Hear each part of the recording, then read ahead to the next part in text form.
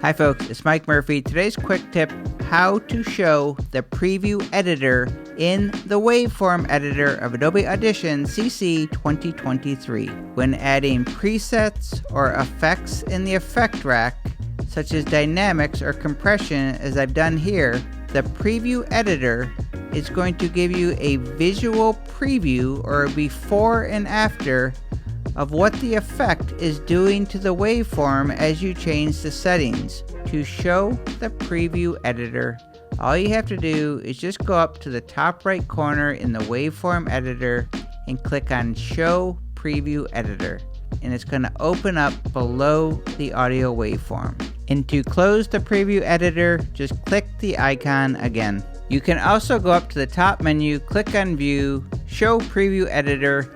That is your quick tip in Adobe Audition. My name is Mike Murphy. Cheers.